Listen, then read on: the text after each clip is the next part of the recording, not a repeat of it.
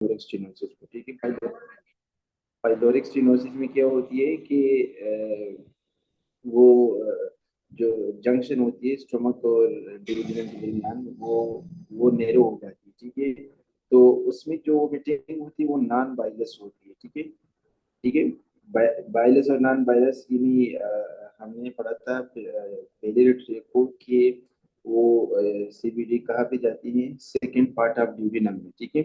तो बाइल कहाँ पे ड्रेन होती है, सेकंड पार्ट ऑफ ड्यूडेनम, ठीक है।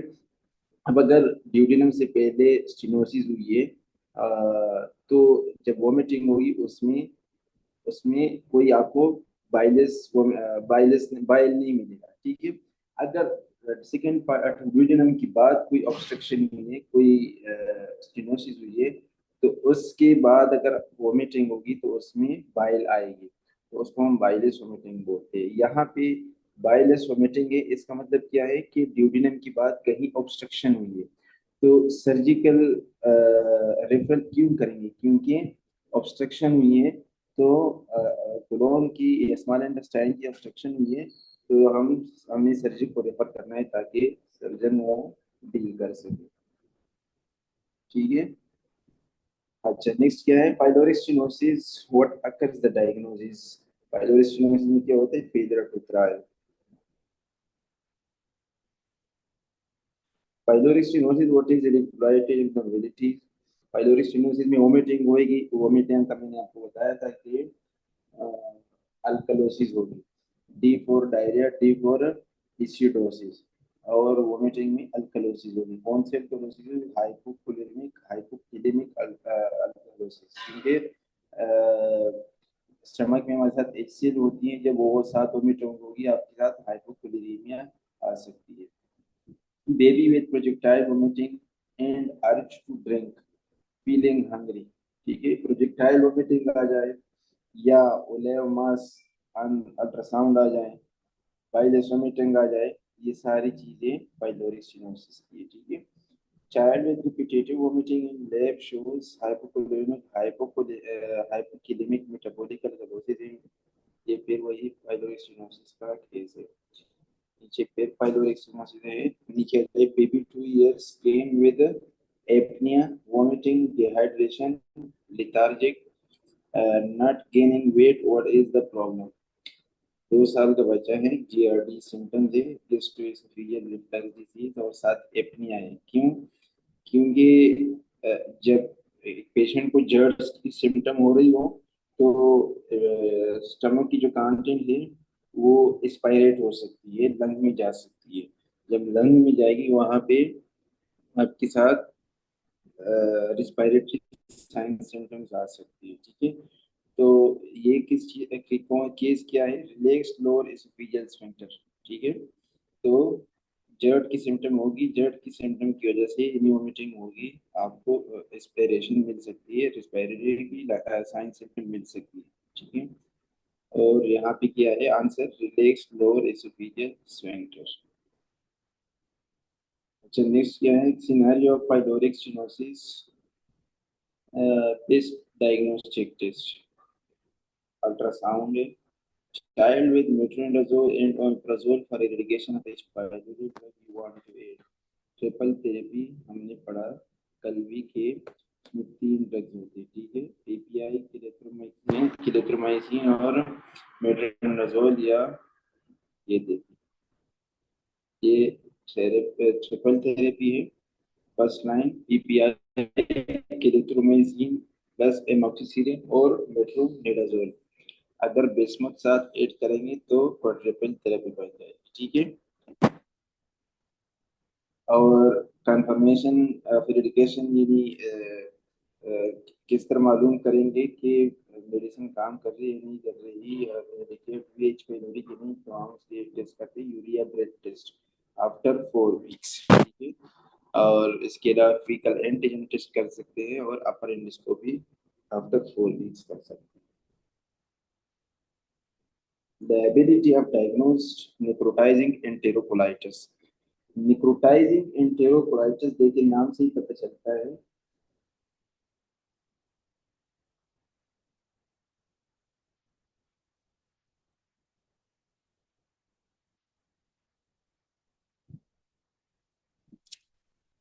निक्रोटाइजिंग एंटेरोकोलाइटिस नाम से ही पता चलता है कि यहाँ पे क्या हो गई है, निक्रोसिस हुई है। ठीक है, कहाँ को, कोलोन के एक पार्ट को, निक्रोसिस हुई है, तो इसकी वजह से कोलाइटिस हो गई है। अब ये जो निक्रोटाइजिंग एंटेरोकोलाइटिस है, ये जो लो बर्थ वेट होते हैं या प्री टर्म बच्चे होते हैं उनमें होती है। ठीक है, निक्रोटाइजिंग एंटेरोकोलाइटिस अक्सर केस में आपको ये चीज देगी कि प्री टर्म या लो बर्थ वेट का बच्चा था और उसको निकोटाइजिंग एंटेरोकोलाइटिस की साइन सिम्टम्स है डायरिया, सडन वो फीडिंग नहीं करेगा, एब्डोमिनल पेन्स होगी,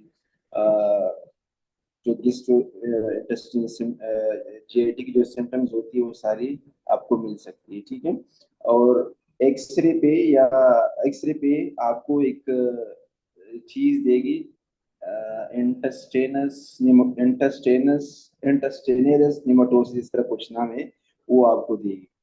केस में क्या देगी कि प्री टर्म या बर्थ वेट लेस देन 1.5, ये दो बातें हो गई, प्लस जीआई की साइन सिम्टम्स देगी। ठीक है, और सडन फीडिंग चेंज हो गई, मतलब पहले सही फीड कर रहा था अब नहीं कर रहा बच्चा, और साथ एब्डोमिनल पेन और ये सारी चीजें आपको दे सकते हैं। अच्छा, नेक्स्ट ये है baby preterm 32 weeks weight 1200 symptom of bloody diarrhea, he has necrotizing enterocolitis, what related to that? मैंने ऑलरेडी बताया कि प्री टर्म या लो बर्थ वेट बच्चों में necrotizing enterocolitis होती है। Necrotizing enterocolitis case asking about factor, if it's absent risk for, मतलब necrotizing enterocolitis के लिए factor कौन सी है, pre term. Continuous bileless vomiting, abdominal distension, passes meconium after birth, now yellowish thin diarrhea, a Hirschsprung disease, toxic megacolon, enterocolitis. ठीक है,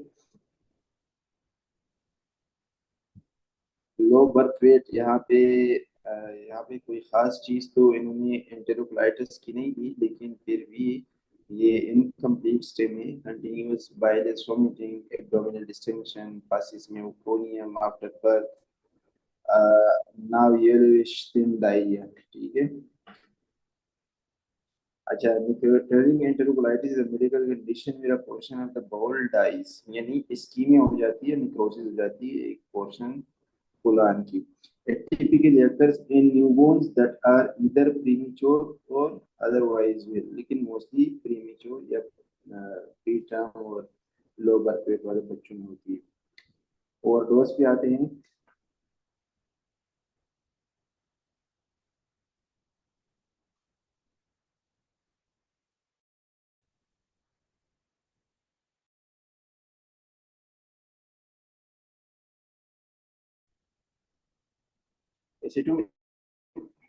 acetaminophen injection. The mother says that bottle hit small amount and he spilled some of it on his clothes after 4 hour observation in ER he is stable। देखिए, जो acetaminophen है paracetamol, ठीक है, उसकी वो जब कोई इंजेस्ट कर लेता है ना, एक तो टॉक्सिक डोज पता होना चाहिए। ठीक है, टॉक्सिक डोज जो पीड्स में वो है 150 टू 200 mg पर केजी, यहाँ पे तो नहीं दिए इन्होंने। फिर उसके बाद ना आपने कैलकुलेट करना है। ठीक है, फॉर एग्जांपल उस एक पेशेंट है, उसने 5 पत्ते खाए पैरासीटामोल की, और एक गोली कितनी की है, वो 400 mg की है। ठीक है, तो आपने फिर सारी वो कैलकुलेट करने की कितनी है।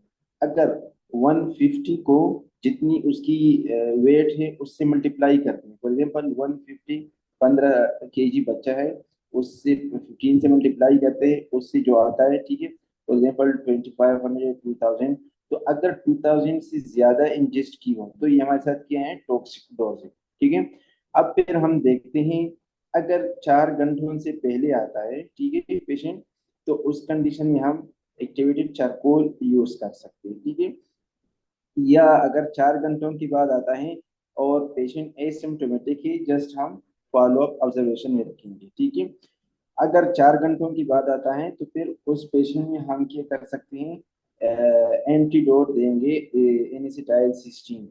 अगर 8 घंटों की बात आता है फिर एन एसिटाइलसिस्टीन इफेक्ट नहीं करेगा, ठीक है। और दूसरी ये कि ग्रेडिंग है पैरासीटामोल या एसिटामिनोफेन की और डोज की। ग्रेड 1 में जस्ट जो 24 आवर में साइन सिम्टम स्टार्ट होती है, इन्फेक्शन, नोजिया, वॉमिटिंग, वो उसको हम ग्रेड 1 या स्टेज 1 बोलते हैं, जो कि फर्स्ट 24 आवर में होती है। नोजिया, ये देखिए यहाँ पे देखिए, ये देखिए क्या है, स्टेज 1 है इनोरेक्शिया, नोजिया एंड वॉमिटिंग। स्टेज 2 में 24 से 72 आवर यानी 3 दिन तक राइट अपर क्वाड्रेंट पेन हो सकती है, एलटी एसटी यानी एडेप्टिव डिलेंज होगी।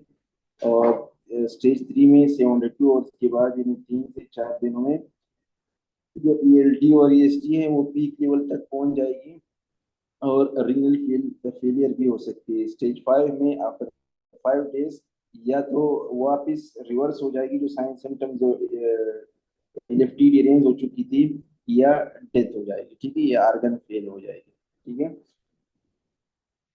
ये स्टेजेस भी याद रखिए। और आगे ये देखिए इन्होंने ये लिखा है, तो फर्स्ट 4 आवर में मैंने आपको बताया कि ये देंगे एक्टिवेटेड चारकोल देंगे, ठीक है। अगर उसके बाद आता है तो 8 घंटों से पहले अगर पेशेंट आता है, हम एन एसिटाइल सिस्टीन देते हैं, जो कि एंटीडोट है एसिटामिनोफेन या पैरासीटामोल की, ठीक है। अब अगर 8 घंटों के बाद पेशेंट आता है, हम एन एसिटाइल सिस्टीन देते हैं, तो कोई इतना खास इफेक्ट नहीं करेगा। A boy came with history of alkali causative ingestion with no symptoms. What is the management? देखिए कुछ कोरोसिव एजेंट्स होते हैं ना, उस उन वो अगर कोई इंजेस्ट कर ले, ठीक है, अक्सर सुसाइडल अटेम्प्ट में या बच्चे जो कि पी लेते हैं, तो उनमें हम एंडोस्कोपी नहीं करते और डाइल्यूशन नहीं करते, जो अक्सर वाटर और मिक्स किया करते हैं। क्योंकि कोरोसिव एजेंट में हम अगर ये चीजें करते हैं, इंची ट्यूब वगैरह पास करते हैं, तो it will further damage mucosa, ठीक है। अब इसको ऐसे पेशेंट को अगर सिम्टम नहीं है, जस्ट हम क्लोज ऑब्जर्वेशन में रखेंगे। अगर सिम्टोमेटिक हो, अल्कली पॉजिटिव इंजेक्शन की हो, तो फिर उस कंडीशन में हम एंडोस्कोपी कर सकते हैं, ठीक है। अच्छा, नेक्स्ट क्या है? 9-year-old girl ingested 2 boxes each day, 20 tablets of paracetamol one day ago after fight with her mother. Management management हम क्या करेंगे? ऑब्जर्वेशन। और ये तो मैंने आपको स्टार्ट में बताया कि हमने देखना है टॉक्सिक डोज को, ठीक है। अगर टॉक्सिक डोज को क्रॉस किया है, तो फिर हमने एंटीडोट वगैरह देनी होगी। Child ingested iron serum 90 came with nausea and vomiting, I think 9 hours ago. Management क्या करेंगे? IVD for examine is a iron chelator या chelator जो भी आप बोले, तो ये क्या करते हैं? आयरन को अपने शायद बाइंड करके बॉडी से एक्सक्रीट कर सकता है। IVD for examine.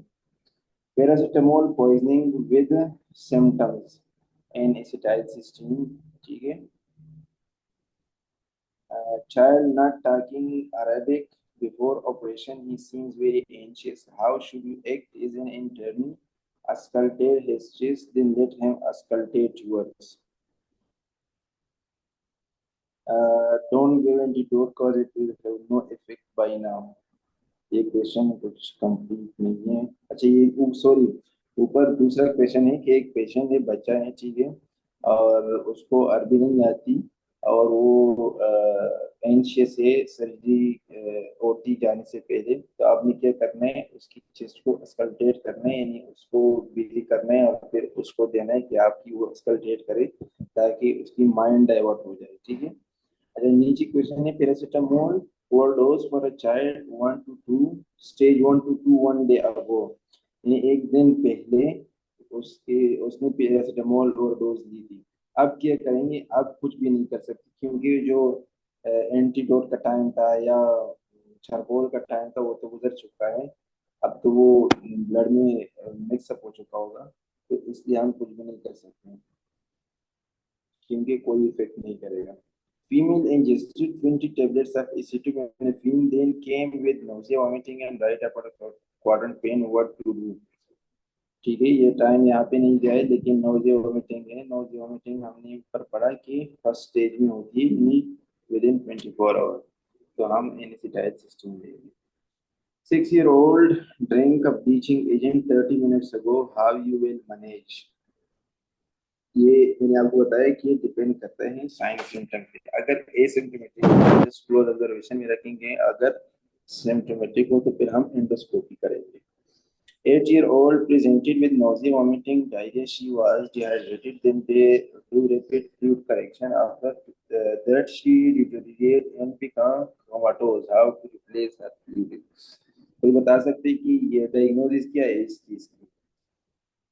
ठीक है, एक पेशेंट ने 8 साल की बच्ची है, वोमिटिंग डायरिया के बाद डिहाइड्रेट हुई है, तो डिहाइड्रेशन को करेक्ट करने के लिए रैपिड फ्लूइड दी है।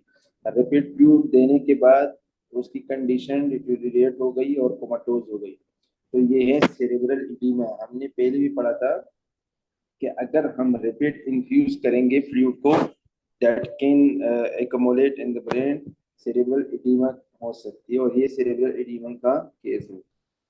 तो हमने जो मेंटेनेंस पीरियड होगी वो हमने विद इन 48 आवर्स देनी है, ना कि 24 आवर्स में। 12 year old boy ingested bleach by mistake. They started IV fluid and he is vitally stable. Close observation is, I remember, district irrigation.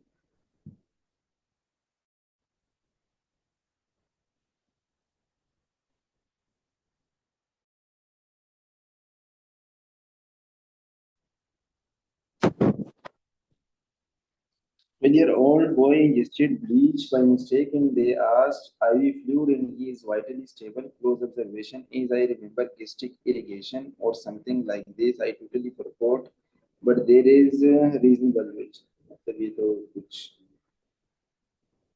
Mix लिखा है, पता नहीं क्या बता रहे, बस इन्होंने ऑब्जर्वेशन लिखा है। वही बात है कि अगर एक पेशेंट एसिम्प्टोमेटिक है तो हम एंडोस्कोपी करेंगे, अगर एसिम्प्टोमेटिक है जस्ट क्लोज ऑब्जर्वेशन में रखेंगे। The kidney disease, dialysis require high potassium unresolving to treatment। ये जो डायलिसिस है ना, डायलिसिस की इंडिकेशन क्या है? इंडिकेशन है AIEOU, जो वावल है ना, वावल इंग्लिश अल्फाबेट में जो वावल है AEIOU, उसी को याद रखिए। AEIOC की मुराद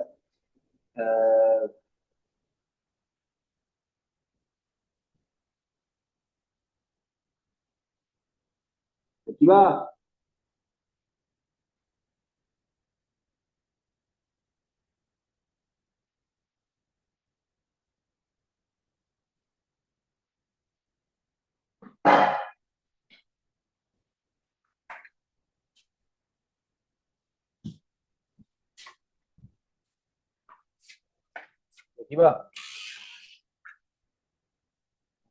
प्रतिभा वो बदल सको, वो बदल सो।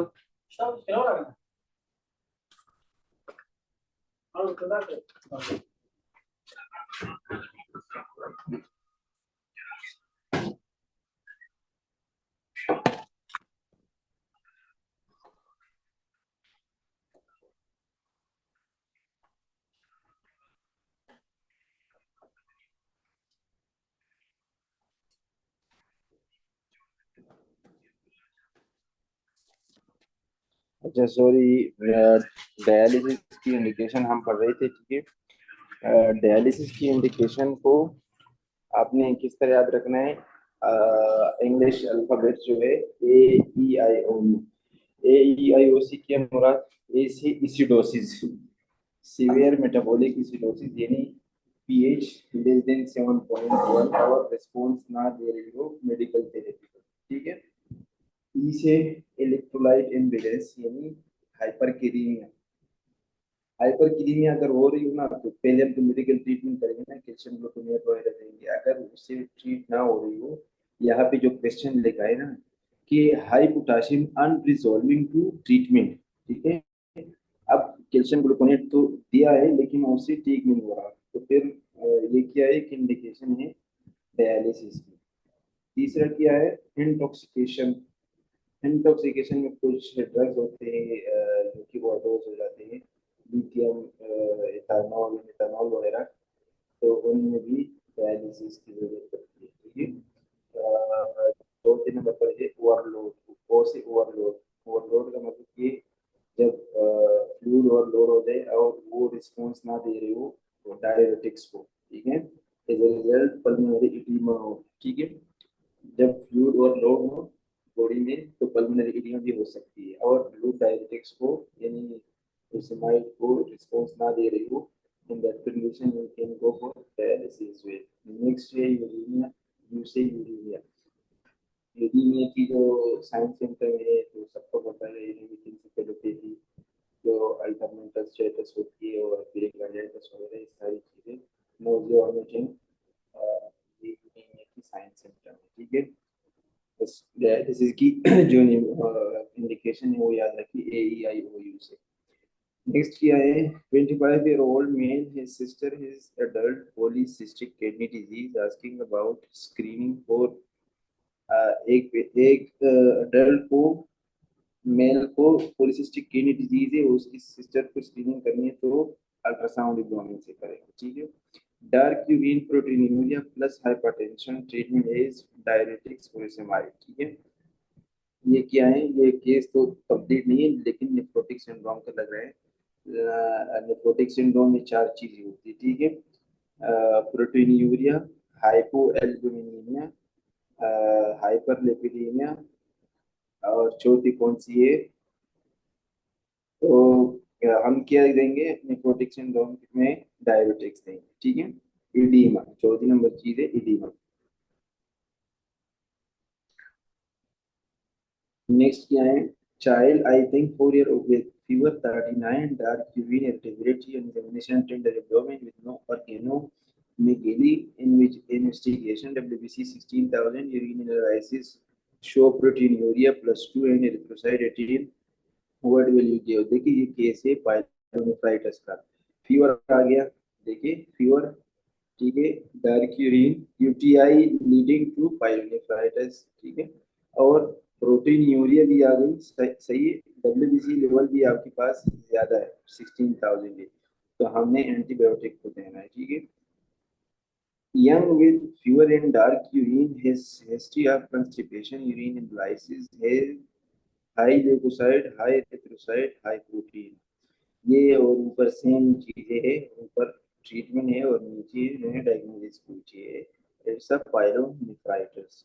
फीवर हो, प्रोटीनूरिया हो और साथ डब्ल्यूबीसी की लेवल हाई हो तो हमारे साथ क्या है, pyelonephritis.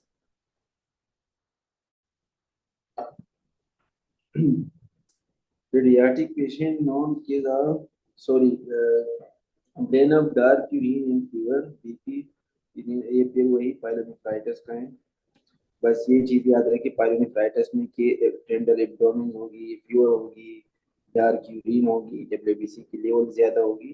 These are the features of pyelonephritis, और antibiotic treatment. Child with edema in eyelid and ankle with pain and dark urine, what you need in history। ये केस है पोस्ट प्रोबल ग्लोमेरुलोनेफ्राइटिस का। देखिए एक तो हमने ऑलरेडी पढ़ा था सोर थ्रोट के साथ कि आईजीएन नेफ्रोपैथी और पीएसजीएन, पोस्ट प्रोबल ग्लोमेरुलोनेफ्राइटिस।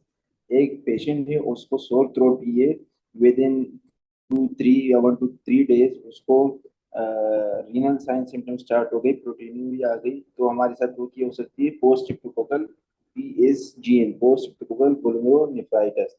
अगर मोर देन 10 days या 1 to 2 weeks में होती है, सिम्टम्स आती है रीनल सिम्टम्स, तो वो फिर क्या है, सॉरी वो पीएसजीएन है, और अगर 1 to 2 days में होती है वो आईजीएन नेफ्रोपैथी है। ठीक है। अगर स्किन इन्फेक्शन हो, जैसा कि इस केस में एम्पिटाइगो, एम्पिटाइगो क्या है, impetigo is caused by staph aureus around mouth, yellow crusty honey colour lesions होते हैं, जिसको हम एम्पिटाइगो बोलते हैं, काज्ड बाय स्टिफ ओरियस। ठीक है। अगर स्किन इन्फेक्शन स्टिफ ओरियस की वजह से हुई हो और उसके 1 महीने बाद आपके पास पीएसजीएन हो सकती है पोस्ट ट्यूबरोल ग्लोमेरुलोनेफ्राइटिस। इस केस में बता रहे हैं कि पेशेंट है चाइल्ड, ये देखिए child with oedema and eyelid and ankle with pale dark urine. ठीक है, तो ये पोस्ट ट्यूबरोल ग्लोमेरुलोनेफ्राइटिस है, लेकिन किसकी उसमें, एम्पिटाइगो में 1 मंथ तक लेता है या स्किन इन्फेक्शन में। और ट्रीटमेंट हम किया देंगे एम्पिटाइगो में एंटीबायोटिक म्यूसिप्रिन वगैरह, लेकिन यहाँ पे आप PSGN है। ठीक है, ये देखिए because post revolve is a complication of empythyroid। अच्छा, नेक्स्ट है an infant present with a 2-day history of lethargy, malaise and dark urine, what is the important thing in the history। वही है कि हमने हिस्ट्री में पूछना है कि 1 महीना पहले बच्ची को कोई स्किन इन्फेक्शन हुई थी या नहीं। Patient with impetigo want to do nursery, what is best answer. जो इम्पेटाइगो है ना, इम्पेटाइगो ये कंटीजियस है, यानी दूसरों को लग सकती है। ठीक है, तो इम्पेटाइगो की वो हमने कब करनी है, यानी वो कब नहीं ट्रांसफर हो सकती दूसरों को, जब वो ड्राई हो जाए। ठीक है, ये देखें ड्रग कंटिन्यू, कब तक कंटिन्यू करना है, जब तक वो ड्राई ना हो, जो लेजन हो वो ड्राई ना हो। व्हाट्स द डायग्नोसिस, ये देखो एम्पिटाइगो का, ये तो इन्होंने क्लियर नहीं दिया है पिक्चर, टाइगो पिक्चर तो।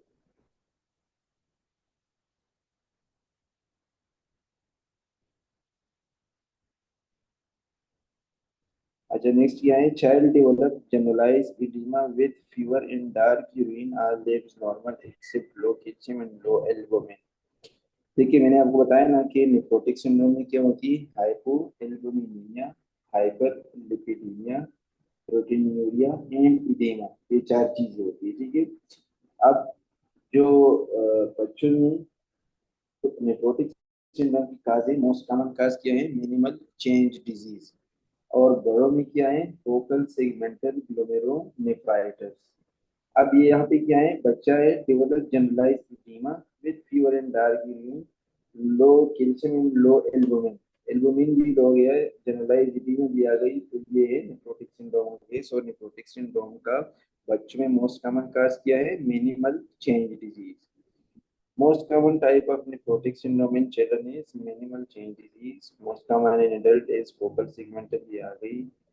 Child with puffy eyes, hypoalbuminemia, minimal change. Treatment किया देंगे, steroid देंगे। ठीक है, minimal change disease is also an autoimmune disease in children, लेकिन नेफ्रोटिक सिंड्रोम की काज है। ठीक है, जो साइंस सेंटर में आपको नेफ्रोटिक सिंड्रोम में मिलेगी वही चीजें आपको यहाँ पे भी मिलेगी। ठीक है, a 10-year-old boy complained of puffy eyes for 1 week with history of recurrent infection, no edema, no urine changes, and labs completely normal. What to give? Steroid देंगे। ठीक है, puffy eyes है for 1 week। यहाँ पे इन्होंने कहा कि why steroid if everything is normal। यहाँ पे मोस्टली क्वेश्चंस इनकम्प्लीट है। तो अगर ये नेफ्रोटिक सिंड्रोम का केस दे, ठीक है, शायद ये नेफ्रोटिक सिंड्रोम का केस ना हो, क्योंकि क्योंकि आइस तो दिए लेकिन साथ ये भी लिखा है कि no oedema, no urine changes. ठीक है, तो इसलिए क्वेश्चन इनकम्प्लीट है। How to know steroid resistant nephrotic syndrome. कुछ पेशेंट्स में नेफ्रोटिक सिंड्रोम में स्टेरॉइड काम नहीं करती, रेजिस्टेंस हो जाती है, तो वो हम कब मालूम कर सकते हैं, आफ्टर 4 वीक्स। 4 वीक्स तक हम स्टेरॉइड्स की ट्रीटमेंट देंगे, उसके बाद हम ये पता लगा सकते हैं कि काम कर रहा है, काम किया है या रेजिस्टेंस है। Child about 12 or 13 years with edema, bilateral periorbital edema, diagnosis with nephrotic syndrome, what's the management। nephrotic syndrome में हम क्या देंगे, स्टेरॉइड, prednisolone means steroid।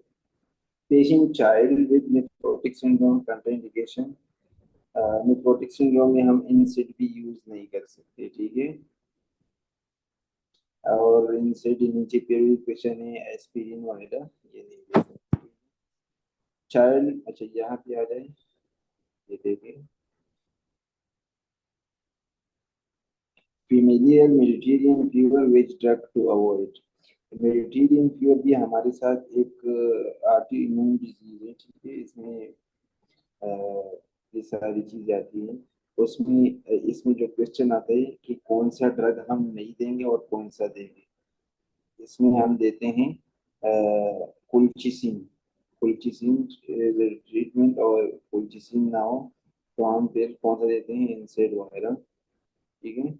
और मेक्रोलाइड सीसीबी इसमें कांट्रा इंडिकेटेड, ये देखिए effects contraindicated. Macrolide specially CCB, और बाकी केटोकोनाजोल, रेटिनोइड, वेरापामिन, टेक्लोफेरिन, these all are contraindicated.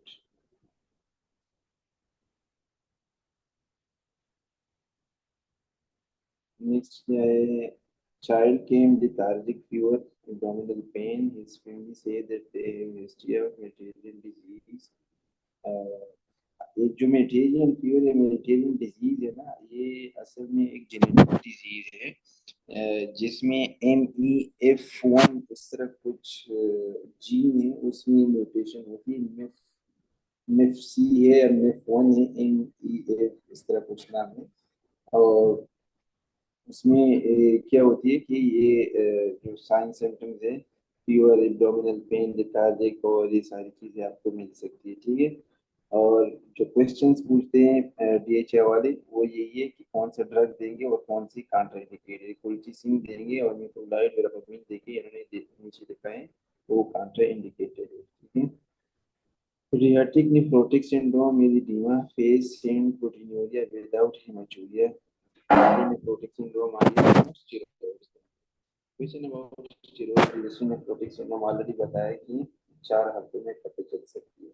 When you say that child has steroid resistant inflammation in 4 weeks.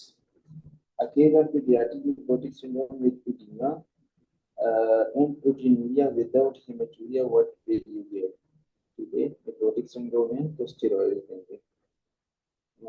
Child with nephrotic diagnosis given after treatment given when can you confirm the baby completely resolved? हम कब लगा सकते हैं, 4 हफ्तों के बाद। ठीक है। सॉरी, ये दूसरा क्वेश्चन है, सॉरी मैं थोड़ा कंफ्यूज हो गया। अच्छा, यहाँ भी क्वेश्चन पूछ रहे हैं कि एक बच्चा है नेफ्रोटिक सिंड्रोम, उसको हुई थी, ठीक है, डायग्नोज हुआ था। ट्रीटमेंट के बाद हम कब ये बोल सकते हैं कि ये कम्प्लीटली रिजोल्व हो चुका है? जब 3 कंसेक्यूटिव टाइम जो नॉर्मल डिपस्टिक है वो नेगेटिव है, ठीक है, उस पर आपके पास प्रोटीनूरिया ना हो। ठीक है। थ्री 3 डेज या 3 कंसेक्यूटिव टाइम पे नॉर्मल आ जाए डिपस्टिक, ठीक है, तो हम उसको बोलेंगे कि ये क्या है, रिजोल्व हो चुकी है। फिर वही क्वेश्चन नीचे कि हम कब मालूम करेंगे, after treatment effect after 4 weeks. Child diagnosed with nephrotic syndrome and gave steroid. Question is, what's the best indicator for remission? Urine in lysis negative for protein for 3 days। ये फिर वही क्वेश्चन है कि एनालिसिस करेंगे, उसको देखेंगे उसमें protein urea आ रही है नहीं। अगर protein more than 3 days negative आ जाए तो इसका मतलब है कि रिजोल्व हो चुकी है। Child with facial and lower limb edema with proteinuria, antizahid and other medication. I don't remember what best next. Oedema है और प्रोटीन्यूरिया है तो थायराइड को हम स्विच करेंगे लूप डायरेक्टिक से। Pediatric nephrotic syndrome with edema, phase in proteinuria without hematuria, what will you give him? Steroid. Then we question child with tonsillitis. I think the question was about complication. Tonsillitis हो तो complication में क्या हो सकती है, वो already हम discuss कर चुके हैं। PSGN, IgN, nephropathy, scarlet fever, ये सारी चीजें, रोमेटिक फीवर टॉन्सिलाइटिस के बाद मिल सकती है आपको। A 16-year-old present with color urine in his fever that followed a rash. Urine analysis was provided plus creatinine was high. Most likely diagnosis is, देखिए ये इनकम्प्लीट क्वेश्चन मुझे लग रहा है। कलर यूरिन है प्लस फीवर है, that follow a रेश, ठीक है, रेश के बाद ये सारी चीज स्टार्ट हुई है। कल हमने एक चीज पढ़ी थी HSP, उसमें भी हमारे साथ HSP में भी हमारे साथ नेफ्रोपैथी हो सकती थी। तो ये शायद HSP का एक ही बात कर रहे हो। Most like adenosis acute glomerulonephritis, लेकिन ये कंफर्म नहीं है, शायद मेरी IgA हो, क्योंकि ये क्वेश्चन कंप्लीट नहीं है। Child had upper respiratory infection one day next develop haematuria, ठीक है। तो IgA नेफ्रोपैथी मैंने बताया कि अगर सोर थ्रोट के बाद 1 से 2 या 3 दिन बाद रीनल साइन सिम्टम्स आ गए आपके साथ, हेमोचूरिया वगैरह, तो वो IgA नेफ्रोपैथी। अगर 7 to 10 days या 1 to 2 weeks लेते हैं सोर थ्रोट के बाद, आफ्टर 2 weeks या 10 days रीनल साइन सिम्टम्स आते हैं, तो हमारे साथ वो क्या है, PSGN पोस्ट स्ट्रेप्टोकोकल ग्लोमेरुलोनेफ्राइटिस। और इन केस स्किन इन्फेक्शन हुआ एम्पिटाइगो, तो उसके लिए कितना टाइम रिक्वायर है, आफ्टर 1 month PSGN आपके साथ मिल सकती है। चलिए नेक्स्ट है baby with ankle and knee arthritis, he had upper respiratory infection prior to what 2 weeks, what to give। देखिए ये रिएक्टिव अर्थराइटिस है, रिएक्टिव अर्थराइटिस को रीटर सिंड्रोम भी बोलते हैं। ये ऑलरेडी हम पढ़ चुके हैं, लेकिन मैं रिपीट कर रहा हूँ, रिएक्टिव अर्थराइटिस को रीटर सिंड्रोम भी बोलते हैं। और ये कब होती है, जब कोई इन्फेक्शन हो। असल में ये इन्फेक्शन हो, इन्फेक्शन के बाद ये 3-4 चीजें आपके साथ आ जाएगी। यह कौन सी चीजें, मैंने बताया था कि कांट पी का मतलब कि फिनाइल अल्सर होगी, ठीक है। कांट सी कंजक्टिवाइटिस आपके साथ मिलेगी। And can't claim the tree, ठीक है, अर्थराइटिस होगी, ठीक है। कंजक्टिवाइटिस, अर्थराइटिस पर प्लस जेनाइटल अल्सर, ये हमारे साथ है रिटर सिंड्रोम या रिएक्टिव अर्थराइटिस। इसमें हम ट्रीटमेंट किया देते हैं, फर्स्ट लाइन में एनसेड्स देते हैं, और फिर उसके बाद स्टेरॉइड देते हैं, थर्ड लाइन में हम सल्फासालाजिन देते हैं, और लास्ट में मेथोट्रेक्सेट देते हैं।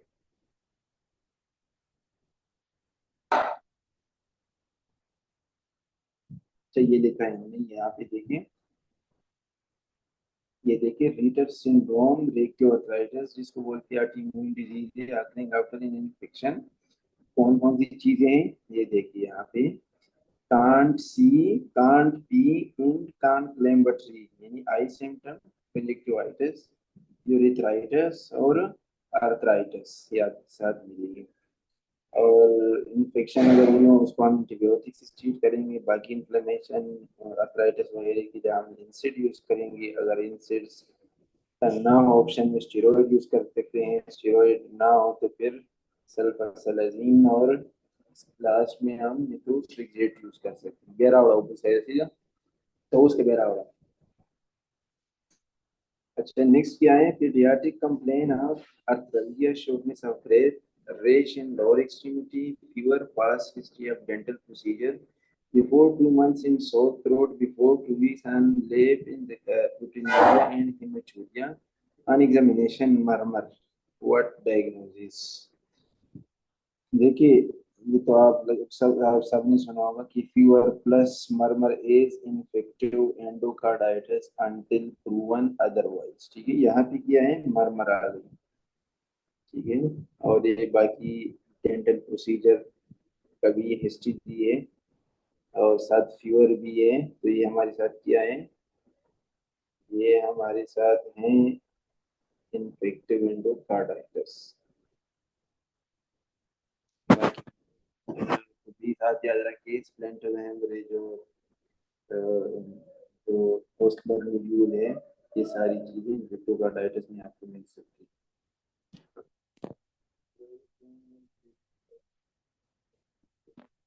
गार्डिंग ये क्या है, जस्ट सिस्टाइटिस है।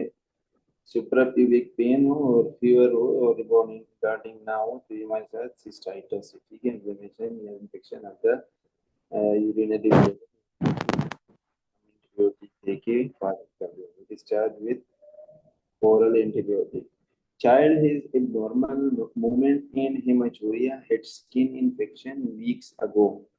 Now he looks drowsy, lips high, creatinine high, BUN high, C3 low, urine protein plus, RBC 3 plus, PSG। ये फिर वही पिटायो की बात हो सकती है, यानी स्किन इन्फेक्शन हुआ था वीक्स अगो, अब रीनल इन्वॉल्वमेंट हो गई है, तो PSG ने post glomerulonephritis. Child has abdominal mass in iridia and undescended testes। वागर syndrome हमने पढ़ा था नेफ्रो ब्लास्टोमा के साथ, सॉरी विल्म्स ट्यूमर के साथ पढ़ा था, ठीक है। तो विल्म्स ट्यूमर के साथ हमने इस तरह पढ़ा था क्योंकि ये एसोसिएशन में होती है, वेगर सिंड्रोम एसोसिएशन में होती है विल्म्स ट्यूमर के साथ। वेगर सिंड्रोम में क्या होती है, ये देखिए वेगर सिंड्रोम में आपको मिलेगी विल्म्स विल्म्स ट्यूमर, जो कि ऑलरेडी हम पढ़ चुके हैं, किडनी की जो ट्यूमर है बच्चों में, और जो मिड लाइन को क्रॉस नहीं करती उसको हम विल्म्स ट्यूमर बोलते हैं। Aniridia is absence of iris, ठीक है, इन एरिया उसको बोलते हैं। GI एबनॉर्मेलिटी इनोमलीज, गैस्ट्रोइंटेस्टिनल में आपको एबनॉर्मेलिटी इनोमलीज मिल सकती है, क्रेप्टोआर्केटिज्म यानी टेस्टिकल भी इन द एब्डोमेन, और साथ मेंटल रिटार्डेशन मिल सकती है, ठीक है। वागर सिंड्रोम में बस ये चार चीजें आपने याद रखनी है कि GI abnormality plus aniridia plus Wilms tumour, ठीक है।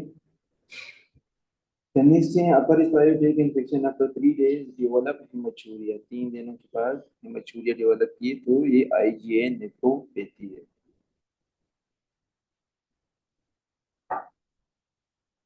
नेक्स्ट क्या है, boy with glomerulonephritis hematuria after weeks he develop hemoptysis, what is the diagnosis?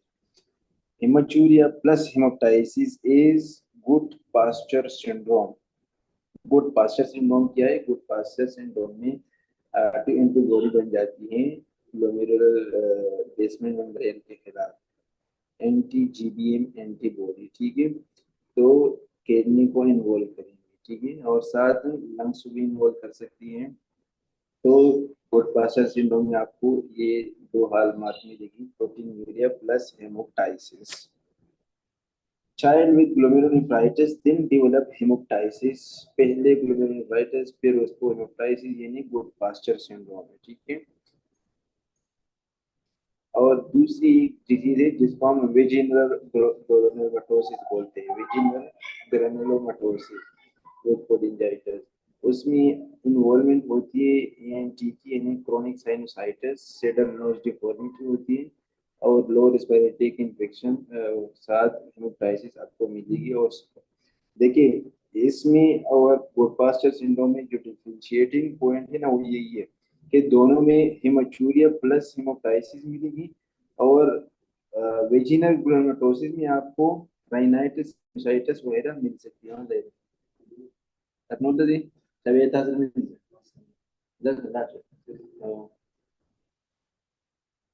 Next ये आए हैं, child 6 year old present with asymptomatic hematuria and everything normal, what should you do? Asymptomatic haematuria में हम कुछ भी नहीं करते, जब जस्ट यूरिन एनालिसिस को रिपीट करते हैं और दोबारा देखते हैं कि मसला क्या है। एसिम्टोमेटिक फिर वही क्वेश्चन है, child present with haematuria, history of constipation for 1 week and presents with hematuria and urinary incontinence. Upon examination, he had tender abdomen, left show HbRBC in urine, protein in urine, WBC in urine।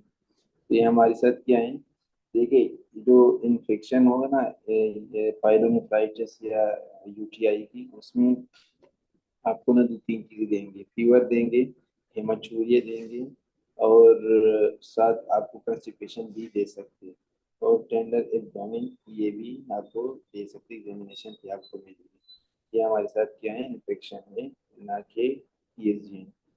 Case of UTI and ask what to give with urinary tract infection is a risk factor। अच्छा ये पूरा नहीं है के risk factor या क्या पूछ रहे हैं, लेकिन fever is just a symptom of UTI। Most common cause of vomiting in paediatrics is UTI। बच्चों में वोमिटिंग की मोस्ट कॉमन काज क्या है, UTI है, ठीक है। और बड़ों में क्या है, सॉरी, इन्फेंट में क्या है, GRDA, गैस्ट्रोएसोफेजियल रिफ्लक्स डिजीज। अच्छा, नेक्स्ट है skin lesion, lower lead swelling, painful oedema, not effect vision. Cellulitis को कल भी हमने पढ़ा था कि और वाइटल से कल जो हमने पढ़ा था वहाँ पे लिखता है और वाइटल सेलुलाइटिस यानी अराउंड द आई, जब सेलुलाइटिस हो जाए और वाइटल सेलुलाइटिस बोलती है, स्वेलिंग होगी और पेनफुल एडिमा, सारी चीजें आपको मिल सकती है। This child with same condition group of children in school is chicken pox। Chicken box लगाए हैं, चिकन बॉक्स है, ठीक है। स्किन स्क्रैच, ये कंप्लीट नहीं पता नहीं क्या देखा है, child with same condition group of children.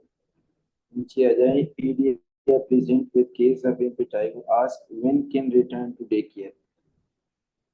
इम्पेटाइगो की ट्रीटमेंट जब स्टार्ट हो जाए ना, आफ्टर 24 आवर वो स्कूल जा सकते बच्चा, क्योंकि उसके बाद ना एंटी माइक्रोबियल थेरेपी के बाद ना, तो वो इतना कंटेजियस नहीं होता। और जो जो जहाँ से बस ड्रेन हो रही हो, फ्लूइड निकल रही हो, तो उसको कवर करे, उसके बाद बच्चे स्कूल जा सकते हैं with in after 24 hour after starting antibiotics.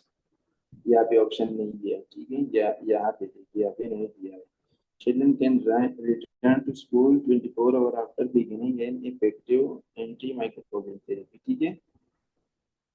अच्छा, नेक्स्ट क्या है, mom comes with her boy who had body rash for 2 days with which was eruption, then became vesicular, then crusted uh, with yellow secretion, यानी इम्पेटाइगो का case है। आप क्या पूछ रहे हैं कि नर्सरी कब जा सकते हैं, तो जब वेसिकल सिक्रेशन जो कि कंटेजियस है, पहले उसको ड्राई होने दो, फिर उसके बाद नर्सरी जा सकती है, ठीक है।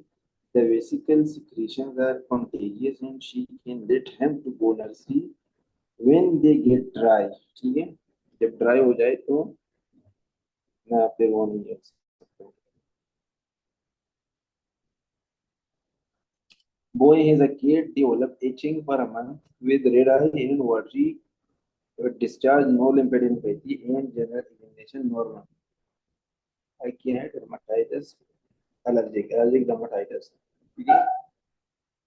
कैट से एचिंग और रेड आई जो कि एलर्जी की जो साइन सिम्टम्स है वो आ रही है, तो ये मत रखिए। कंटेक्ट डर्माटाइटिस या dermatitis allergy, allergic dermatitis. Child with mass and her face haemangioma, सब जानते होंगे। बेबी डेवलप ट्रंकल रेशो, ये है हमारे साथ इरिथीमा टॉक्सिकोम न्यूनिटेरम। इरिथीमा टॉक्सिकोम न्यूनिटेरम ये बच्चों में, न्यूनेट में कॉमन होती है, जस्ट रेश होती है, बाकी कुछ खास साइन सिम्टम्स नहीं होती, और ये खुद बहुत ठीक हो जाती है, रिजोल्व हो जाती है, तो जस्ट रीअश्योर करेंगे। Oral thrush and napkin dermatitis, तो किया जाएंगे टॉपिक ओरल एंटीफंगल और टॉपिकल 5 दिनों के लिए देंगे। Neonate present with erythematous rash all over the body, asking about management। तो ये फिर वही किसी देखिए, यहाँ पे इन्होंने लिखा है कि न्यूनेट में ये कॉमन रेश होती हैं जो कि अपीयर होती हैं 2 to 5 डेज पे, और खुद ब खुद खत्म हो जाती है, न्यूनेटेड पीरियड्स में खत्म हो जाती है, इसमें इसके बगैर नहीं होती, ठीक है। Blotchy, red spot on the skin with overlying white or yellow papule or pustule, ये ये तो कंटेक्ट डर्माटाइटिस मुझे लग रहा है, ये तो नैपकिन डर्माटाइटिस ही ऊपर जो क्वेश्चन है ये पिक्चर में हुई है, ठीक है। अच्छा, child with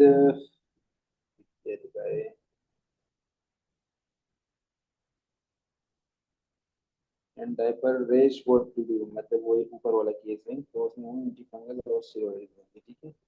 Child was brought to hospital with airway swelling and skin lesion all over the body, and the mother stated that he was in a party at his friend's house, तो ये food allergy है। कल हमने एक case पढ़ा था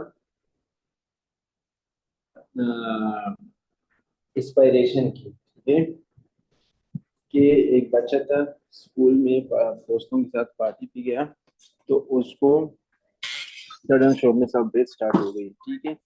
वो क्यों इंस्पिरेशन थी, और यहाँ पे फूड एलर्जी है। यहाँ पे आपको स्किन लेजन बता रहे हैं, यानी आर्टिकेरिया या एलर्जी में जो लेजन आपको मिल सकती है वो मिल गई। कुछ फूड पार्टिकल्स होते हैं जिससे मोस्ट कॉमनली मूंगफली जो होती है उसको खाने से एलर्जी हो सकती है। तो पार्टी में खाने से स्किन लेजन आ गए, और साथ क्या है, अच्छा इसमें जस्ट स्किन लेजन है। और दूसरी केस नीचे में क्या है, किड विद स्ट्राइडर एंड रेश ऑन बर्थडे, ठीक है। दूसरे में क्या है, स्ट्राइडर भी आ गई, ठीक है। तो ऐसे इस केस में कंफ्यूज नहीं होना, अगर जस्ट स्ट्राइडर दे कोई रेश ना दे फिर इंस्पिरेशन हो सकती है, ठीक है। कि नेक्स्ट फिर वही है कि kid at party had symptom and sign of allergy, तो ये क्या हो सकती है, फूड एलर्जी हो सकती है।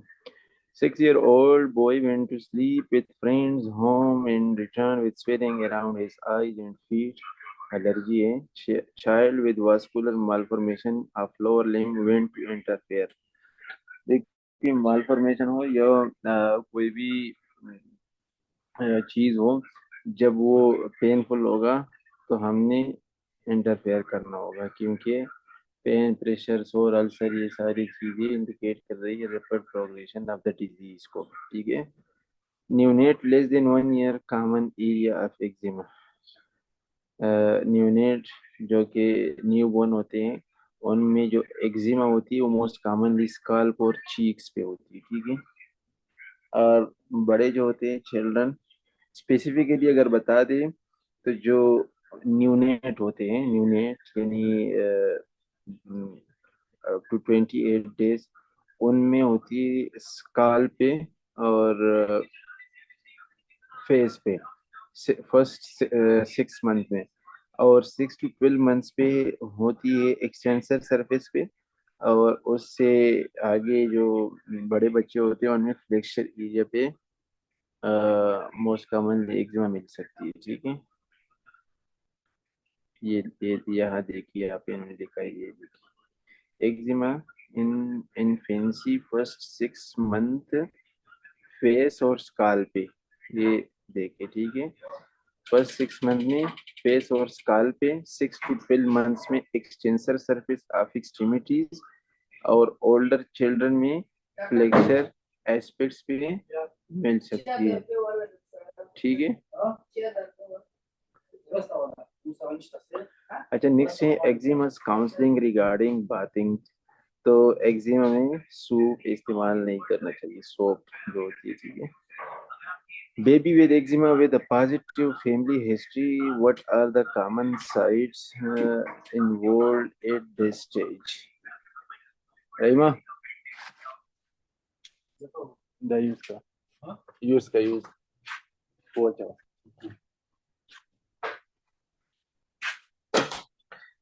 ठीक है। तो एक्जिमा में सोप यूज नहीं करनी चाहिए। नेक्स्ट फिर वही है कि baby with eczema with a positive family history and what are the common sites involved at this stage, scalp, ठीक है। स्काल्प और फ्लेक्सर और एक्सटेंसर सरफेस, ये याद रखिए, ठीक है। Eczema in 10-year-old, 10 year में flexor surface is common. Parent 6 month child, they came complaining that he has erythema and plaques are manifestation of eczema. What's common area of eczema in this? 6 महीने का बच्चे है। 6 महीने में क्या है, यानी अभी 6 महीने के बाद या 6 महीने हो तो फ्लेक्सर एरिया में कॉमन है, ठीक है। ये ऊपर हमने पढ़ा ना, यहाँ पे देखें, फर्स्ट 6 मंथ में फेस और स्काल्प, उसके बाद क्या है, फ्लेक्सर एरिया, ठीक है। Child has eczema, typical topical steroid. I think now eczema get worse. What next? Parents शायद सही दवाई इस्तेमाल ना कर रही हो बच्ची के लिए, तो हम पेरेंट्स कंप्लायंस मेडिकेशन देखेंगे, most common place of psoriasis in child is scalp. Calculation यहाँ पे ये कुछ मिक्सअप दिया है, नीचे आ जाए, नीचे कैलकुलेशन पे आ जाए, ये थोड़ा मुझे भी कंफ्यूजिंग लग रहा है। न्यूनेटल नीड टिक्सटोस 10% फ्लूइड वर्स द डोज, ये ऑलरेडी हम पढ़ चुके हैं, 2 ml पर केजी न्यूनेटल पीरियड में, और चिल्ड्रन में 5 ml पर केजी फॉर चिल्ड्रन, ठीक है। और मेंटेनेंस डोज हम किस तरह देंगे बच्चों को? फर्स्ट 10 केजी जो होती है, फर्स्ट 10 केजी उनमें हम देंगे 100 ml पर केजी, ठीक है। और फिर 10 to 20 केजी जो होती है उसमें देंगे 50 ml पर केजी।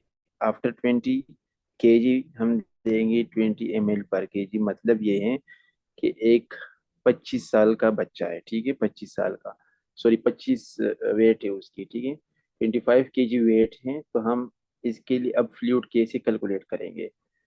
25 है ना, मैंने आपको बताया कि फर्स्ट 10 केजी के लिए 100 ml पर केजी, फिर 11 to 20 केजी के लिए 15 ml पर केजी, फिर 25 के बाद 20 ml पर केजी। अब 25 केजी बचा है, ठीक है, उसके लिए हम कैलकुलेट करेंगे फ्लूइड। 10 के लिए, फर्स्ट 10 के लिए 100 ml, 10 × 10 कितनी बन गई? 1000 ml, ठीक है। आफ्टर 10 to 20 50 ml, 50 ml अगर देंगे पर केजी तो कितनी बन गई? 500 ml, 1500 हो गई। अब 20 के बाद 20 ml है तो कितने हैं? 20 ml, 25 है ना, तो 5 × 20 100, तो ये 1500 हमारे साथ फ्लूइड बन गई, ठीक है। अब पर आवरली कैसे देंगे? आवरली ये देंगे, इस तरह देंगे, ये देखिए यहाँ पे 4:2:1 ये फार्मूला है, याद रखिए। 4:2:1 का मतलब ये है कि हम जो फ्लूइड देंगे ना पहले, वो देखिए जो पहले 10 केजी होती है ना उसको 4 से मल्टीप्लाई करेंगे, ठीक है। और जो पहले 10 होती है, और नेक्स्ट जो 10 होती है उसमें हम 2 से, और नेक्स्ट से 1। मेरे ख्याल से नहीं समझे आप लोग। देखिए 30 केजी, फॉर एग्जाम्पल 30 केजी एक बच्चा है, ठीक है, उसकी हम फ्लूइड हमने कैलकुलेट किया, या वही 25 केजी बच्चा है उसकी फ्लूइड हमने कैलकुलेट किया, जो कि आया था 1500 ml, ठीक है। अब 1500 ml हमने 1 घंटे में देना है, ठीक है। तो उसके लिए हमने ये जो 4:2:1 है इसको याद रखना है। इसका क्या मतलब कि जो पहले 10 केजी है ना उसको, जो जो है उसको हम क्या करेंगे? 4 से मल्टीप्लाई करेंगे। फिर 10 केजी के बाद जो नंबर आता है, यानी 11 12 13 14, ये जो भी नंबर हो, फिर उसको हम मल्टीप्लाई करेंगे 2 से, और फिर 20 केजी के बाद मल्टीप्लाई करेंगे 1 से, ठीक है। तो ये देखे, पहले 10 को 4 से मल्टीप्लाई किया, फिर यहाँ पे इस केस में यहाँ पे जो वेट दिया है ना वो 18 केजी है, ठीक है। 18 केजी, 18 केजी का टोटल फ्लूइड जब हम कैलकुलेट करेंगे वो आएगी कितनी? 1400। ये देखिए 1400 फ्लूइड आ गई। अब 1400 को हम पर आवरली कैसे देंगे? तो उसके लिए फार्मूला याद रखिए। इस फार्मूले में कि पहले जो 10 केजी उसको हम 4 से मल्टीप्लाई करेंगे, फिर उसके बाद जो 10 केजी उसको 2 से, फिर नेक्स्ट 10 केजी को 1 से। तो पहले 4 को हमने 10 से मल्टीप्लाई किया, उससे क्या आ गया? 40 आ गया। फिर अ, अगले 18 केजी है ना, 10 to 20 केजी में से यहाँ पे बच्चे का वेट किया है 18 केजी, तो 11 से 8, 11 से 18 तक कितनी आ गई? 8। 8 को हमने 2 से मल्टीप्लाई करनी है और ये 16 आ गया। और 1 को जिससे भी हम मल्टीप्लाई करेंगे वही नंबर आएगा। तो अब इन दोनों को फिर ऐड करेंगे, 40 + 16 इज 15 ml, सॉरी 56 ml/h। समझ आ गई सबको कि नहीं इस चीज की?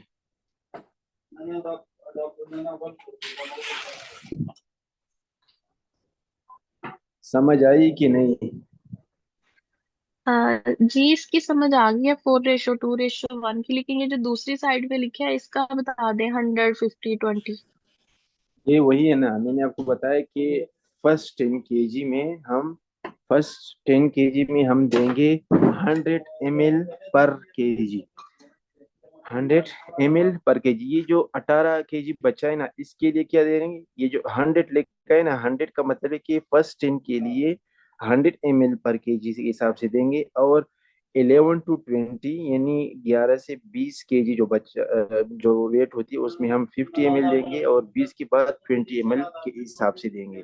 तो ये 18 kg है ना, 18 kg है, 18 को फर्स्ट 10 जो है ना, फर्स्ट 10 kg उसको हम मल्टीप्लाई करेंगे 100 से, तो कितने आ गए, ये देखो 1000 आ गया। ठीक है, अब बाकी क्या रह गया, 8 रह गया। 8 को मैंने बताया कि आफ्टर 10 जो केजी आती है 20 तक, उसको हम मल्टीप्लाई करेंगे 50 से। तो 50 को मल्टीप्लाई किया 8 से तो क्या आ गया 14, टोटल कितना आ गया 1400 ml। अब समझ आ गई। हाँ जी ठीक है। हम्म। Baby with primary gravid vomiting after each meal, physiological. देखिए जो बच्चे होते हैं अक्सर रिगर्जिटेशन होती है उनको, तो हमने क्या करना है ट्रीटमेंट के लिए, बर्पिंग, वो जो ऑलरेडी हम पढ़ चुके हैं। पता नहीं शोल्डर को क्या बोलते हैं उर्दू में, शोल्डर पे बच्चे को बिठा के उसकी जो पेट है और अपनी शोल्डर और पीछे से मारना, ठीक है, उसको बर्पिंग बोलते हैं। Dehydrated patient sunk in eye decrease skin turgor and decrease fontanelle percentage। कोई बता सकता है कि कौन सी डिहाइड्रेशन है, ये सीवियर डिहाइड्रेशन है या मॉडरेट है या माइल्ड डिहाइड्रेशन है, एनीबॉडी। ये हम पढ़ चुके हैं, इसी पीट स्लाइड में ऑलरेडी हम पढ़ चुके हैं।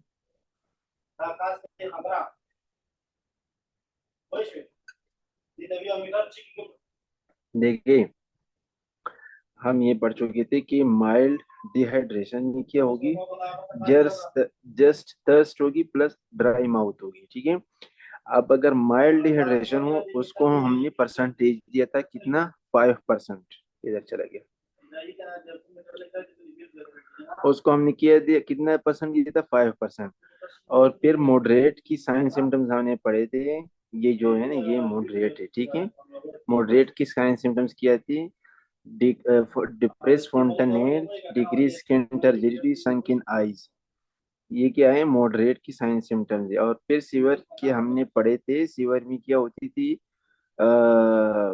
हाइपोटेंशन, अल्टर मेंटल स्टेटस, और साथ स्लो या वीक 3D पल्स मिलती थी, ठीक है।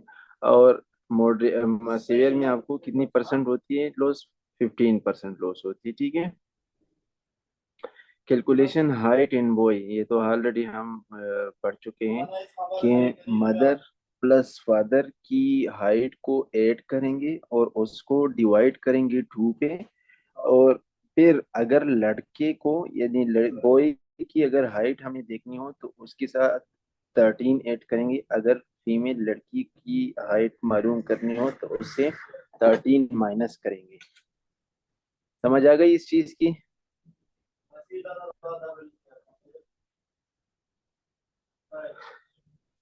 अच्छा नीचे फिर वो ये maintenance for child 10 kg, maintenance क्या है, 100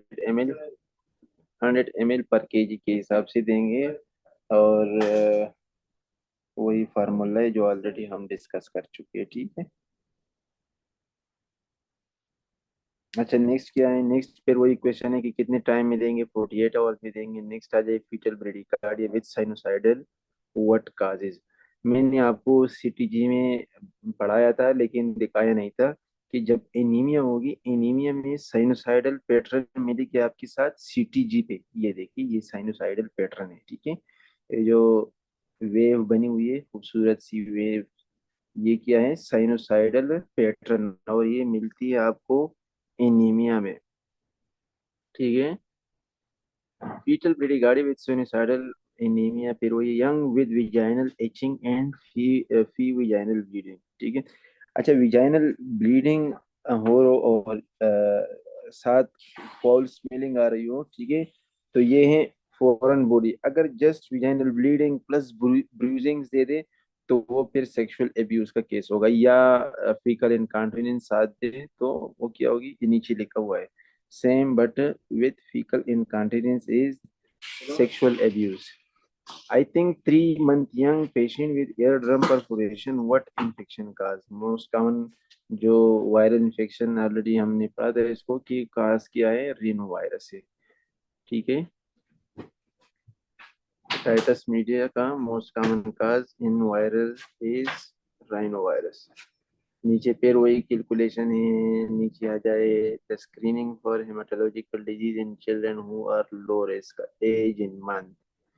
हेमाटोलॉजिकल यानी जो हेमाटोलॉजिकल डिसऑर्डर होते हैं हम कब मालूम करते हैं, कब मालूम कर सकते, स्क्रीनिंग कब कर सकते हैं, आफ्टर 6 मंथ। क्यों? क्योंकि 6 मंथ तक होती है बच्चों में HbF, हेमोग्लोबिन फीटल, फिर 6 मंथ्स के बाद HbA पे कन्वर्ट हो जाती है। तो जब वो कन्वर्ट होती है आफ्टर 6 मंथ, जो डिजीजेज होती है वो आफ्टर 6 मंथ, स्पेशली जो कि थैलेसीमिया में हम करते हैं कि 6 मंथ के बाद वो आपको मिल सकती है। नेक्स्ट है fluid replacement for dehydrated child, about 3 question maintenance. ये फिर वही क्वेश्चन है कि किस तरह दे देंगे फ्लूइड, ऊपर जो हमने ऑलरेडी डिस्कस किया। After sinusitis surgery, after sensation in lower, after after sinusitis surgery, a fixed sensation in lower eye and upper lip nerve, infra और बायटल नर्व, ठीक है। सेंसेशन लोअर आई को और अपर लिप को कौन कर रहा है, इंफ्रा और बायटल नर्व, ठीक है। डायबिटीज इंसिपिडस, ये तो मैंने किस चीज की साथ पढ़ाया था, पढ़ाया था। अच्छा, डायबिटीज इंसिपिडस में क्या होता है कि ADH हार्मोन एक हार्मोन है जो कि पिट्यूटरी ग्लैंड से रिलीज होती है, और उसका काम क्या होता है, to reabsorb water from the kidney at the DCT and collecting tubule, ठीक है। DCT और कलेक्टिंग ट्यूब्यूल से ADH काम करके वाटर को रीएब्सॉर्ब करता है। डायबिटीज इंसिपिडस में क्या होता है कि या तो ADH हार्मोन नहीं होती, एब्सेंट होती है, पिट्यूटरी से रिलीज नहीं होती, या हार्मोन होती है किडनी पे, उसकी जो रिसेप्टर्स है वो काम नहीं करती, ठीक है, रेजिस्टेंस हो जाती है। तो इन दोनों में फिर हम फर्क कैसे करेंगे, जो जब ADH ना हो उसको हम सेंट्रल डायबिटीज इंसिपिडस बोलते हैं, अगर रिसेप्टर खराब हो, काम ना कर रहा हो, और उसको हम नेफ्रोजेनिक डायबिटीज इंसिपिडस बोलते हैं, ठीक है। इसके लिए फिर हम एक टेस्ट करते हैं जिसको हम बोलते हैं वाटर डिप्राइवेशन टेस्ट। एक तो हम ये मालूम करते हैं कि ये जो पोलीयूरिया और ये जो रीअब्जॉर्प्शन वाटर की नहीं हो रही, इसकी काज क्या है, ठीक है। और दूसरी बात है कि हम मालूम करें कि ये सेंट्रल है या डायबिटिक है, ठीक है, diabetes insipidus. Central diabetes insipidus की जो काजेज होती है ना, वो मैंने बताया भी था, एडिनोमा इंसेफेलाइटिस, हेड ट्रॉमा, ये इडियोपैथिक फेरिंजियोमा की क्या है, तो ये सारी चीजें हो सकती है। और नेफ्रोजेनिक डायबिटीज में कुछ ड्रग्स होते हैं, स्पेशली डेमेक्लोसाइक्लिन, ये भी क्वेश्चन में आता है कि which drug can cause nephrogenic diabetes insipidus, demeclocycline, मैंने उस दिन भी आप लोगों को बताया था, ठीक है। और इसके अलावा हाइपरकिल्सीमिया, हाइपोकिलीमिया, सिकल सेल डिजीज, ये सारी चीजें हमारे साथ क्या करती है, नेफ्रोजेनिक डायबिटीज इंसिपिडस। अच्छा, फिर हम कैसे मालूम करेंगे कि ये काज क्या है और ये कौन सी डायबिटिक है, नेफ्रोजेनिक है या सेंट्रल है। अच्छा, हम क्या करते हैं, हम वाटर डिप्रिवेशन टेस्ट करेंगे। वाटर डिप्रिवेशन टेस्ट किस तरह करेंगे कि पेशेंट को रिस्ट्रिक्ट करते हैं पानी पीने से फॉर 2 to 3 आवर्स, 2 से 3 घंटे पानी ना पीने के बाद फिर मैयर करते हैं सीरम और यूरिन अस्मोलिटी को। अस्मोलिटी का तो मैंने बताया था ना कि अस्मोलिटी का मतलब क्या है कि जब आपके पास सल्यूट ज्यादा हो, इसका मतलब कि अस्मोलेरिटी ज्यादा है। ठीक है, वो जो मैंने जग और उसमें नमक या चीनी डालने का एक एग्जांपल दिया था, तो osmolality उस चीज को बोलती है। ठीक है, यूरिन osmolality वॉल्यूम और सीरम osmolality वॉल्यूम को हम फिर देखते हैं आफ्टर 2 to 3 आवर्स। ठीक है, अब in case urine, for example इस एडीएच में क्या होता है, सॉरी डायबिटीज इंसिपिडस में, कि एडीएच नहीं होता ना। एडीएच जब नहीं होगा तो यूरिन osmolality क्या होगी आपके पास, कम होगी, लो होगी। क्यों? क्योंकि जो जो पानी होती है, जो फ्लूइड होती है, वाटर, वो लूज होगा through urine. Urine osmolality will be low. ठीक है, urine osmolality will be low. अब हमने 2-3 घंटे के लिए पानी बंद कर दिया। ठीक है, अब देखते हैं अगर यूरिन osmolality ज्यादा हो गई, यानी यूरिन में पानी कम हो गई और सल्यूट ज्यादा हो गई, यानी osmolality ज्यादा हो गई। ठीक है, तो ये फिर क्या है, ये केस है प्राइमरी पोलीडेप्सिया का। प्राइमरी पोलीडेप्सिया या साइकोजेनिक पोलीडेप्सिया। ठीक है, कि जो लोग पानी ज्यादा पीते हैं तो उनको जरूरी सी बात है कि पोलियूरिया होगी। ठीक है, अब इन केस हमने 2 से 3 घंटों के लिए पानी को बंद किया, लेकिन यूरिन osmolality या osmolality डिक्रीज ना हुई। ठीक है, डिक्रीज ना हुई, तो फिर हम क्या करेंगे, नेक्स्ट हम करेंगे, तो इसका, इससे तो ये पता चल गया कि ये तो डायबिटीज इंसिपिडस है। अब हम ये मालूम करेंगे कि ये जो डायबिटीज इंसिपिडस है, ये सेंट्रल है या नेफ्रोजेनिक है। आया एडीएच हार्मोन एब्सेंट है, या एडीएच हार्मोन की जो रिसेप्टर है वो काम नहीं कर रहे। तो हम फिर क्या करेंगे, डेस्मोप्रेसिन एडमिनिस्टर करेंगे। Desmopressin is ADH analogue. Desmopressin ऐसा ड्रग है ना, जिस तरह एडीएच काम करता है, एडीएच क्या काम करता है कि reabsorb water in the kidney. तो एडीएच क्या करेगा, एडीएच वाटर को रीअब्जॉर्ब करेगा, तो डेस्मोप्रेसिन भी वही काम करेगा। अब हमने ऐसा समझो कि एडीएच दे दिया, अब अगर किडनी की रिसेप्टर्स ठीक हो तो osmolality, यूरिन osmolality डिक्रीज हो जाएगी और प्लाज्मा osmolality इंक्रीज हो जाएगी। ठीक है, तो इसका क्या मतलब कि एडीएच ने अपना काम शुरू किया, रिसेप्टर पे पानी को रीअब्जॉर्ब किया। ठीक है, पीसीटी और डीसीटी और कोलेक्टिन ट्यूब्यूल पे। तो ये हमारे साथ क्या है, सेंट्रल डायबिटीज इंसिपिडस। ठीक है, यूरिन osmolality ज्यादा होगी और सीरम osmolality आपके पास कम होगी आफ्टर एडीएच इंजेक्शन। ठीक है, अब इनकी डेस्मोप्रेसिन हमने दे दिया, यानी एडीएच दे दिया, उसके बावजूद भी यूरिन osmolality चेंज ना हुई। ठीक है, डिक्रीज ना हुई। ठीक है, और सीरम osmolality इंक्रीज ना हुई, तो इसका क्या मतलब है कि it's cause of nephrogenic diabetes insipidus. समझ आई कि नहीं, ये तो ही कंफ्यूजिंग है। समझ आई कि नहीं कि किस तरह हमने वाटर डिप्रिवेशन टेस्ट को करना है। हाँ जी, आ गई है समझ। ठीक है, इसमें इसकी ट्रीटमेंट बता दे, nephrogenic diabetes treatment, insipidus. Nephrogenic की ट्रीटमेंट मेरे ख्याल से क्या है, डेमेक्लोज, क्या है नाम भूल गया उस ड्रग का मैं।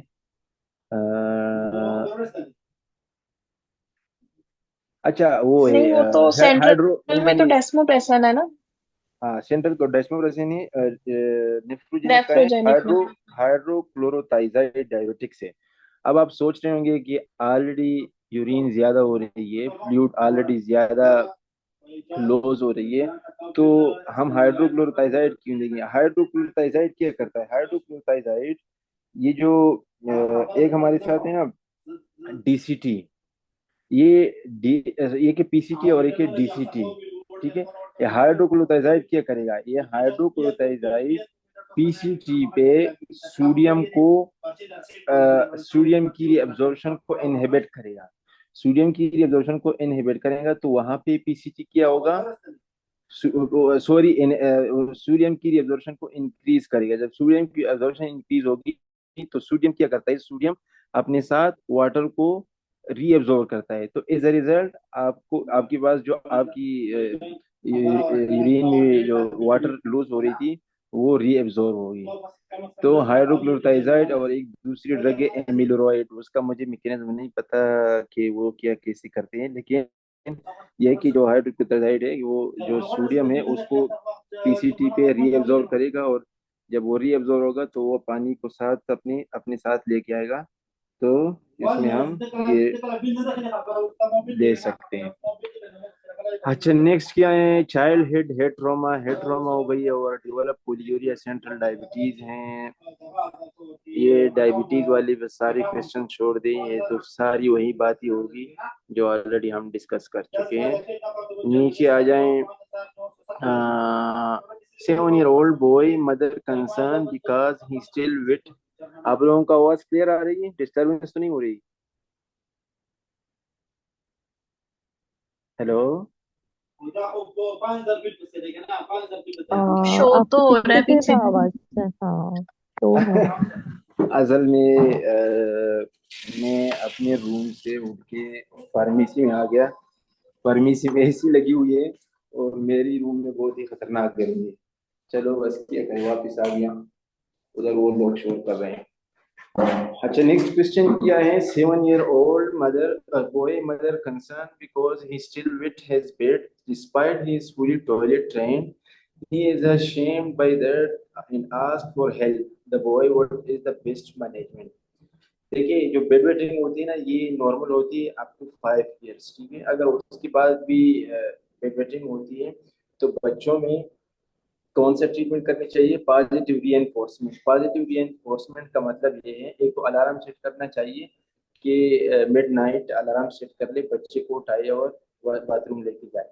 दूसरी बात है कि पॉजिटिव रीएनफोर्समेंट। पॉजिटिव रीएनफोर्समेंट जस्ट उनको रिवॉर्ड देने की लालच दिया करे कि कल अगर तुम पेशाब, अगर रात को पेशाब नहीं करते बेड पे तो कल सुबह तुम्हें आइसक्रीम खिलाऊं, ये करूँ ये करूंगा, पैसे दूंगा, तुम्हें खिलौने लूंगा।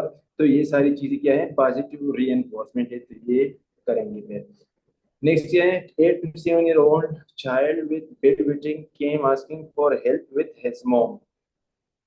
फिर वो ये कि पॉजिटिव रीएनफोर्समेंट करेंगे। bedwetting is considered normal until age of 5, already बताया मैंने।